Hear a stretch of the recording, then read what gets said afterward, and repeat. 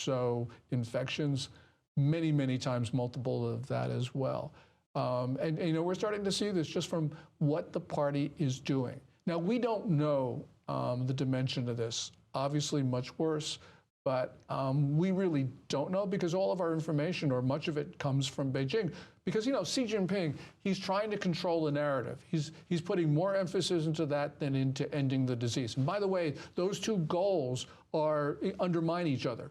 You can control the narrative, but to do that, you end up doing things which spread the disease. Or if you end the disease, you can't control the narrative. Xi Jinping has decided to control the narrative. So that makes it difficult for us to know with precision the number of infections, number of deaths, all sorts of things. But we can see what the party is doing. And that's inconsistent with this idea that the disease is subsiding.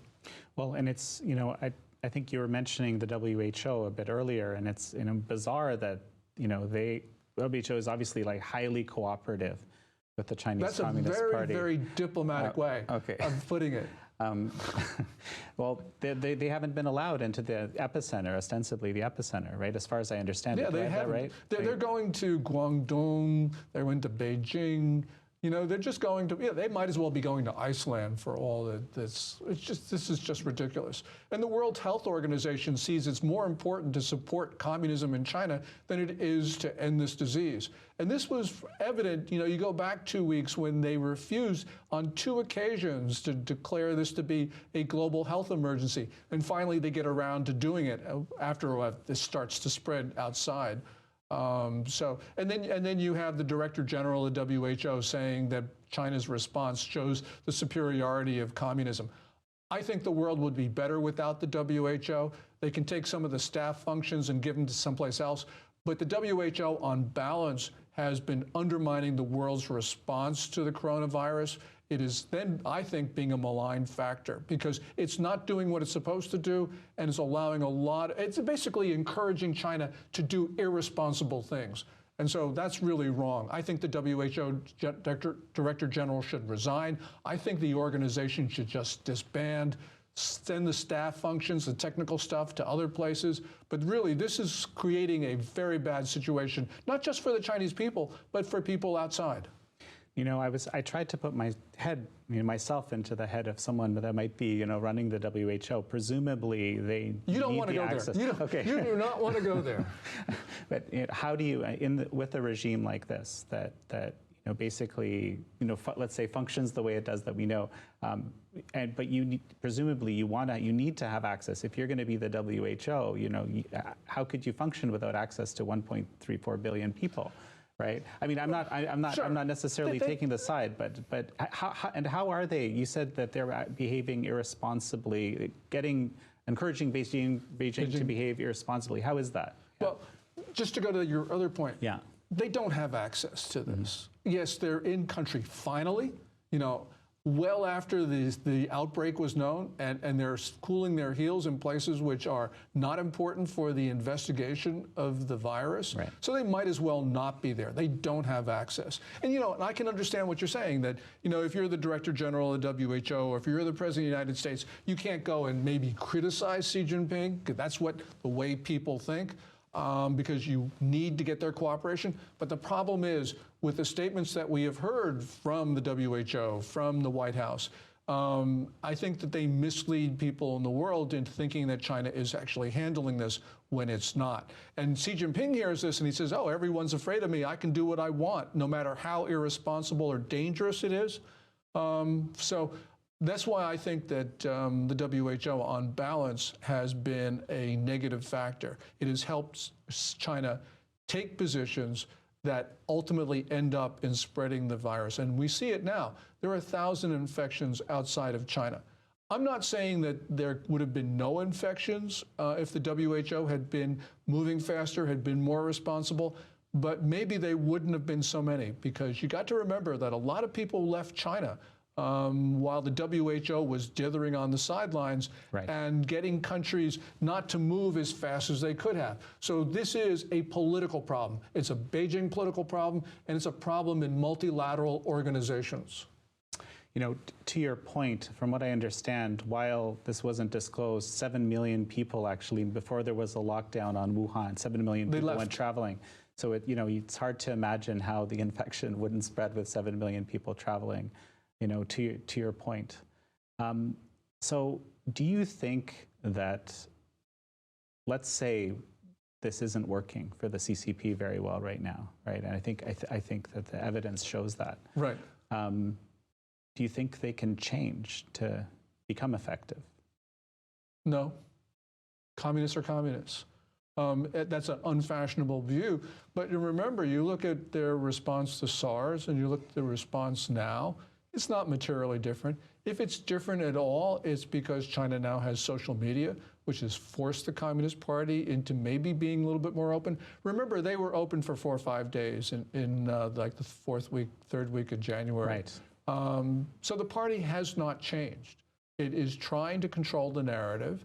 It is placing that much higher emphasis than it is on ending the disease. We're seeing Xi Jinping, especially in the last couple of weeks, spend much more effort on suppressing information. They've gone back to that. They're now trying to get people back to work prematurely. So no, the party hasn't changed. And that's really unfortunate, which means after 4 decades of, for instance, American engagement and 5 decades or so of engagement from Europe, party has just been basically the same, maybe a little bit worse. Remember, even before this virus, Xi Jinping was pushing China back from authoritarianism to a form of totalitarianism with his social credit system, all the surveillance cameras, all of the other things. So really what you have is China moving in the wrong directions. And Jan, by the way, China might even be moving faster to totalitarianism because of the coronavirus. Because of course, when any government is going to impose some severe measures to end an epidemic, these just might not end after the epidemic eventually passes. Because Xi Jinping is trying to use this to control. He realizes he's vulnerable. All sorts of things are going on in Beijing, which probably very few of them are good trends. Well, yeah, no, I mean, we've seen all these reports and, videos of people being like welded into their homes, of buildings being closed. What about the nurses being forced into Wuhan? That was really heart-rending. Absolutely. So given everything that, you've seen up to now, where do you expect the trajectory will go within China? Because we don't know about the coronavirus, we don't know how long it'll last. Most people assume that you get to about June, July, this thing just heats up and disappears. But we don't know. We know that this coronavirus is very different. SARS had every SARS infected person infected maybe 2 others or something like this. This one is in the 5s or 6s, some virologists say. So this is a very different type of virus. We haven't seen anything like this before. And when virologists call this a novel, they're not kidding. So let's assume that it's like every other virus, disappears in the summertime. I think the Chinese economy is not flat for 2 quarters, especially the first quarter. And as I said, Xi Jinping forcing people back to work, he can sort of revive the economy, but he does it at a bigger cost in the second quarter, third quarter. This thing reverberates into the U.S. end of second quarter, especially the third quarter, as we're not getting products from China. Remember, 80% or even more of our antibiotics come from China. So we're going to see some really severe shortages in this country that are going to affect people in direct and tangible ways. You can't rule anything out because this is such a regime-shaking event. After the February 7th death of the Wuhan whistleblower, Dr. Li Wenliang, yes. You had people in China, they weren't just angry, they were, let's get rid of this regime angry. People were talking about what the hashtag in China was, I want freedom of speech.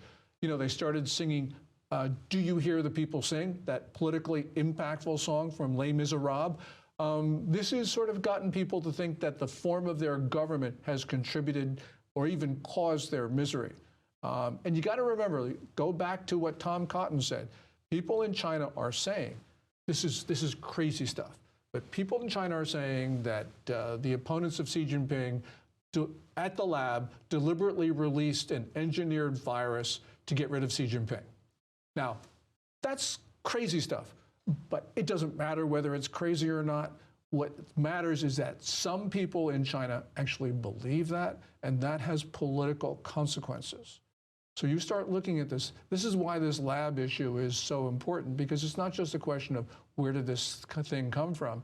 It's a question of what happens to the political system, because people do actually believe theories of various degrees of craziness about this coronavirus. And that means Beijing is going to have a very difficult time maintaining legitimacy. Remember, once people stop, once this thing recedes, whether that's June, July, or 5 years from now, the point is, well, it won't be 5 years, but whenever it recedes, people are going to stop worrying about their life, and they're going to start the recriminations. That's when the political system is going to be shaken. So I think that you're going to look at a June, July, August timeframe where there's going to be a lot of discussion about where China goes. And Xi Jinping is not going to like a lot of this. Remember, you've got a number of pretty senior academics who are saying Xi Jinping is not that smart, quote unquote, and should resign. The Tsinghua University law professor who said that 2 weeks ago, Zhu Zhangren.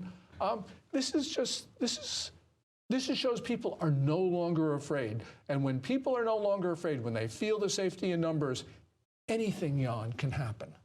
Because this was kind of the unspoken pact, right? Stability for a degree of for repression. But if the stability is gone, then... The prosperity is gone.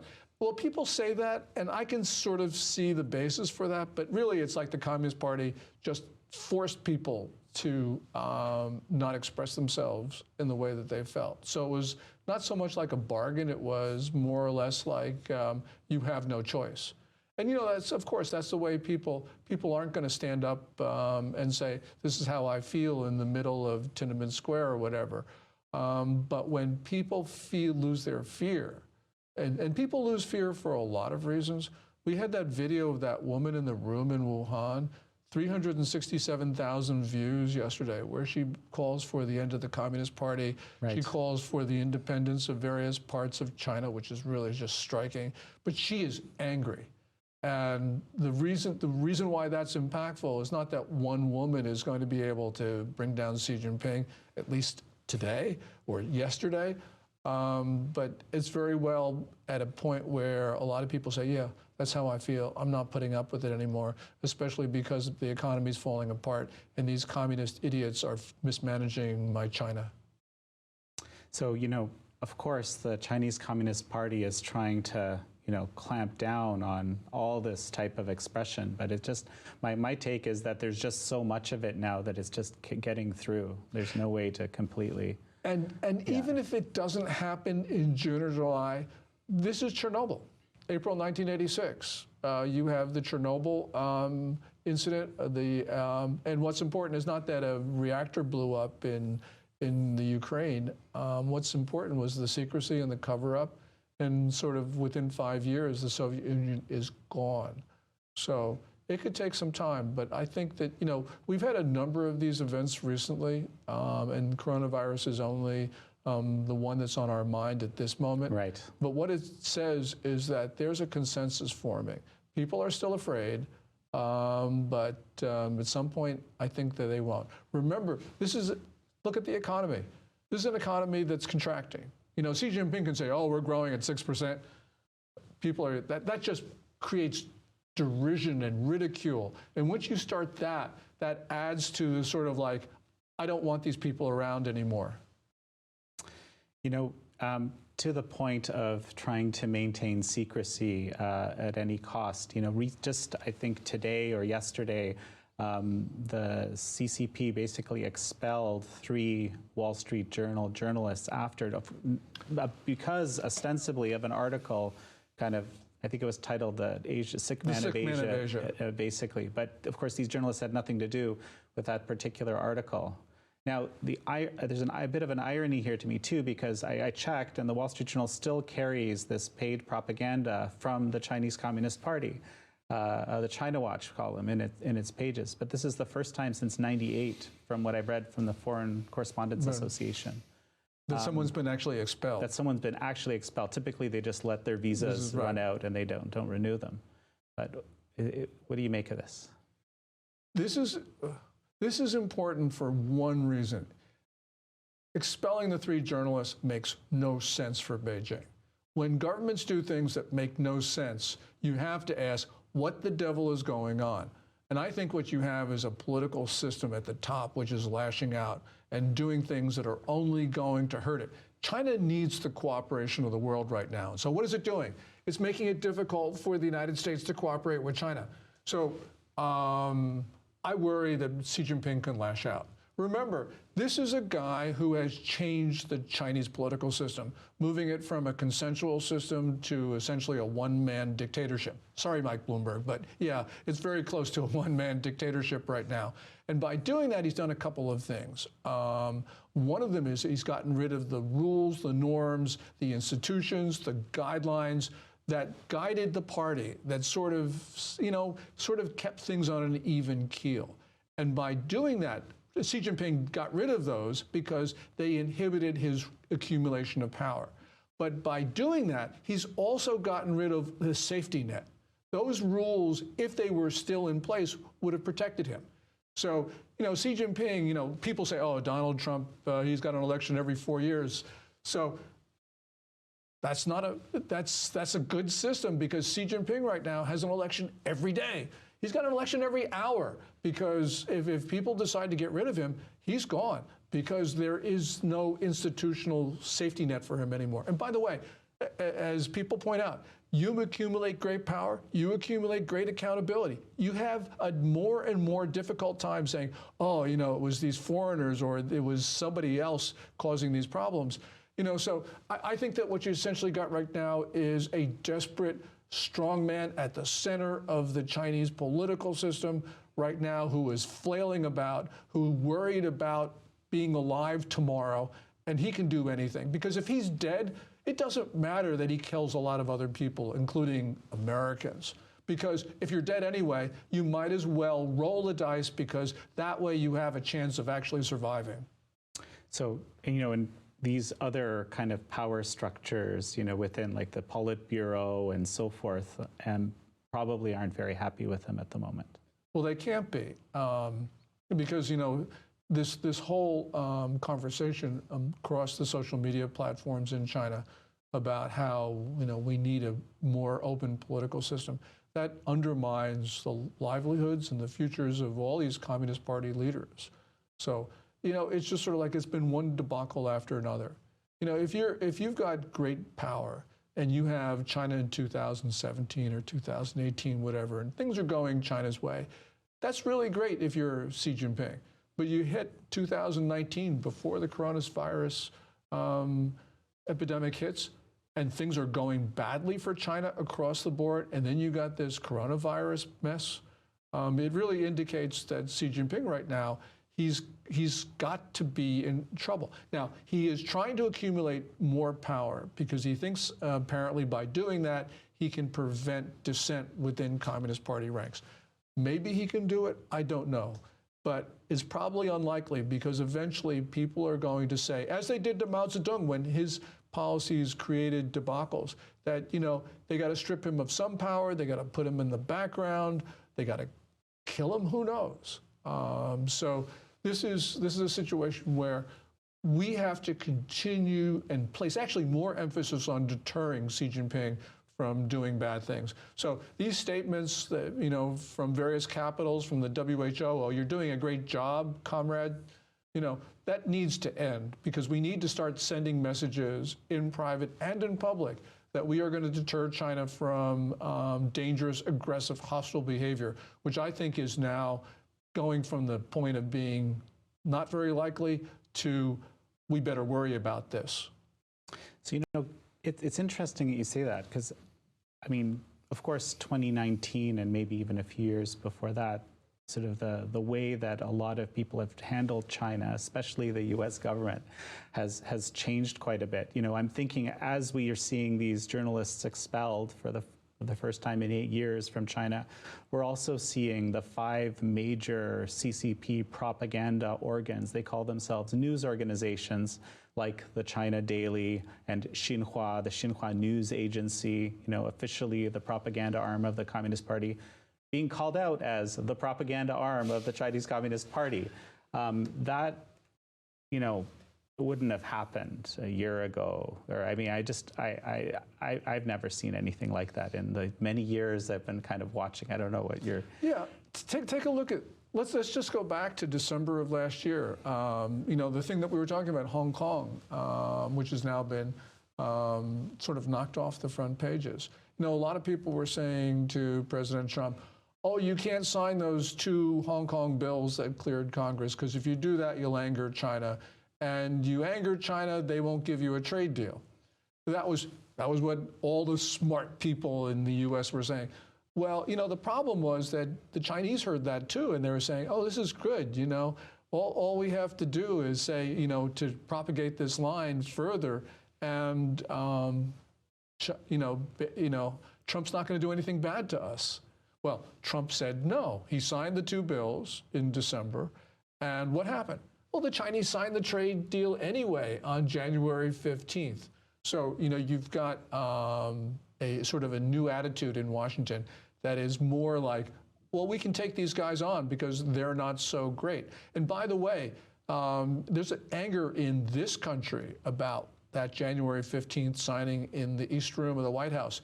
The Chinese knew about the coronavirus epidemic, and yet they sent this big trade delegation, put them in the same room with a good portion of the U.S. leadership, putting them in the possible infection. And by the way, this was not just the U.S. The Chinese sent this delegation to Davos.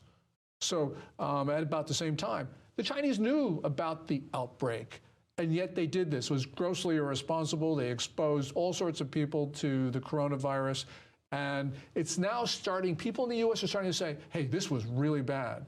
So I think you're going to see a much different posture towards Beijing. It's sort of like, we're going to no longer say, oh, we can't afford to irritate the Chinese. We can't sign these Hong Kong bills. We got to do everything possible to make them happy. People are starting to see that way of thinking is absolutely 100% wrong. And to your point, I was watching the Munich Security Conference, and some of our reporting around there, and it's really, it's been unusual. I know you have something to say, so I'm going to get you to talk to me a moment. I'll restrain myself.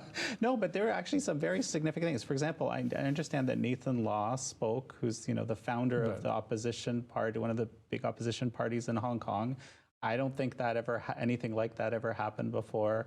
Mark Zuckerberg was there speaking and said some very harsh words about freedom of speech vis-a-vis China and how we don't want. That's after sucking up to Xi Jinping. Yeah. Right. Well, a year ago. To his credit, it's a big change of popularity. Yeah. 180 as far as I can tell.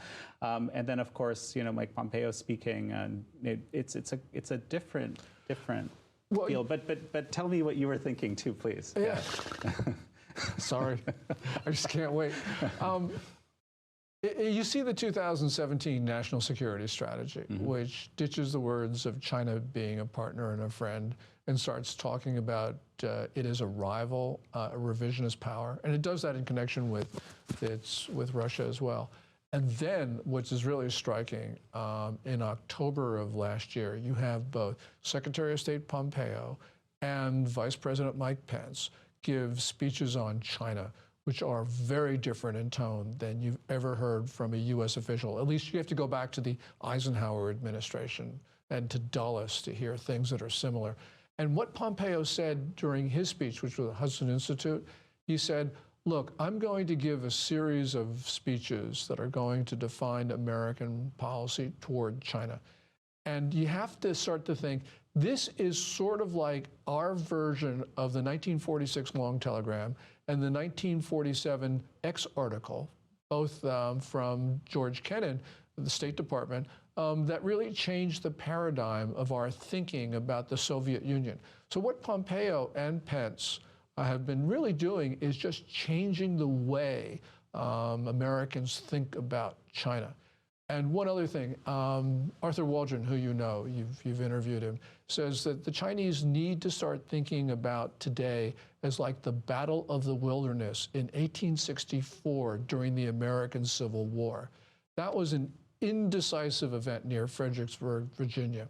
And the Confederate generals all expected Ulysses S. Grant, who was just the newly named commander of the Union Army.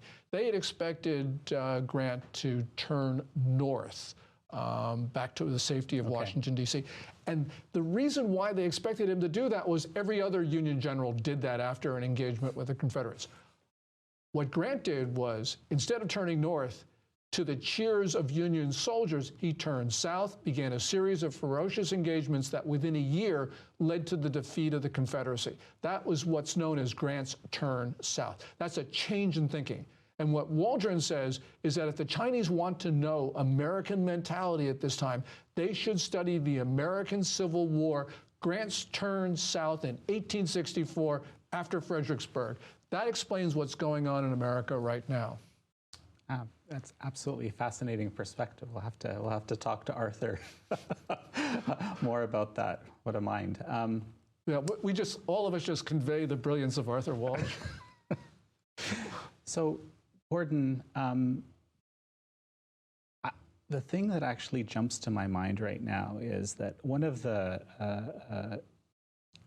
things that America is kind of discovering, or maybe, seemingly this year, is the level of influence that the Chinese Communist Party has had here in the U.S. And of course, this is, this new guideline from the State Department about these 5 media being called what they are, propaganda organs, and actually designated as missions, of the Chinese Communist Party or of China. Speaks to that. But, we're learning about Yale and Harvard, for example, having hundreds of millions of undisclosed funding. The Department of Education, yes. Over a course of like 2 years, for a period of 2 years, found $6.5 billion of payments from China that were not disclosed by American educational institutions, including the aforesaid Harvard and Yale, but also including a lot of others. Those are astounding numbers. Yeah, I mean, it's not just China. I mean, there's Saudi Arabia and Qatar in there, but it shows the influence of China. You got the Confucius Institutes. You have all sorts of funding. I mean, you have the Harvard professor, the chairman of the chemistry department, right. Charles Lieber, now being prosecuted for lying about his contacts with China. So, yeah, well, I mean, the FBI says there's more than 1,000 open investigations of Chinese intellectual property theft. So, how big, in your view, from your vantage point today, is that level of influence today with this turn south that you describe? Yeah, I mean, China still has its Charles Liebers all over the place. It's got a lot of spies. And it's got Henry Kissinger. Is his name Lucifer? Yeah, Lucifer. Henry Lucifer Kissinger. But I think they don't have the influence that these guys once had. And the reason is that, first of all, you got a very willful president. And although he says some China-friendly things from now and then, which distress the hell out of me and others, it's nonetheless, you have someone who is just not going to listen to the smart people in New York and Washington. So I think that that's really important. And so China, I think, is on the way out, at least now. I mean, it could change. I mean, it could have a Biden or a Bloomberg who have really very pro-China views.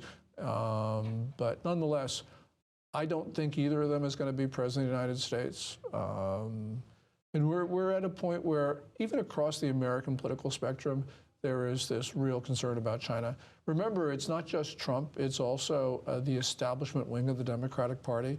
So it's House Speaker Pelosi, it's Minority Leader Schumer.